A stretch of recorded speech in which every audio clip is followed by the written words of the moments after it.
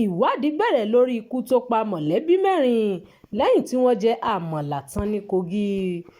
Gómìnà ìpínlẹ̀ Kogi Ahmed Usman Ododo ti pàṣẹ pé kí ìwádìí bẹ̀rẹ̀ lórí ikú èèyàn mẹ́rin nínú ìdílé kan tó jáde láyé lópin ọ̀sẹ̀ nílùú Ihima, ìjọba ìbílẹ̀ Òkèyí, ìpínlẹ̀ Kogi lẹ́yìn tí wọ́n jẹ àmàlà tán.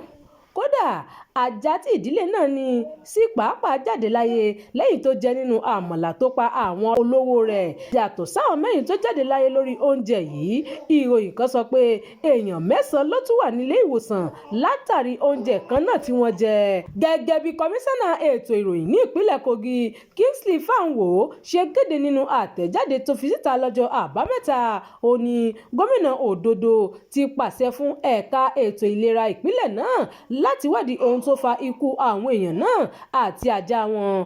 Fanwo sọ pé ìwádìí náà ṣe pàtàkì láti ṣe kí wọ́n lè mọ bóyá oúnjẹ náà ti lùgbàdì àwọn ohun tó lè dàbí májèlé fún ara bí èèyàn bá jẹ. Ìwádìí náà gbọ́dọ̀ fìdí ẹ̀ múlẹ̀ bóyá oúnjẹ táwọn olóògbé náà jẹ ti ní ẹ̀gbin nínú tàbí bóyá àwọn kankan lágbègbè náà ló fa ikú ọ̀hún. Gbogbo àwọn ohun tó lè dàbí ẹ̀rí pátá ni kí ìwádìí yìí gbé yọ ní ìlànà ìlera àwùjọ. Bẹ́ẹ̀ ni apá kan àtẹ̀jáde ìjọba Kogi náà kà á. Bákan náà ni ìjọba Kogi pàṣẹ pé kí ẹ̀ka ìlera rẹ̀ ṣiṣẹ́ pọ̀ pẹ̀lú àwọn ẹ̀ka mìíràn tó ti lè ran ìwádìí yìí lọ́wọ́ kí wọ́n lè rí dájú pé kí wọ́n lè rí ohun tó fa ikú náà pàtó.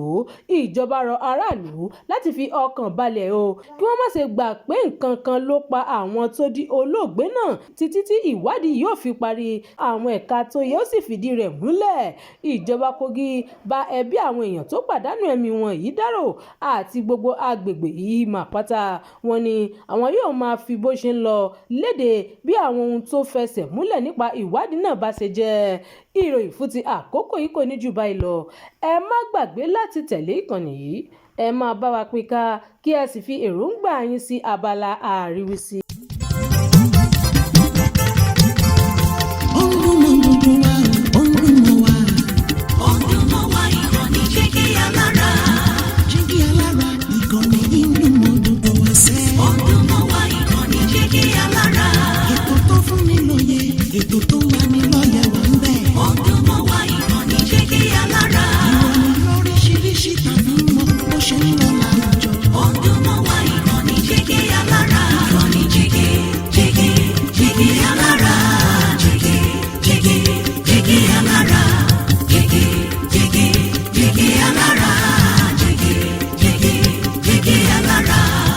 Ìkànnì Jígí Alára 24, bàbá gbogbo.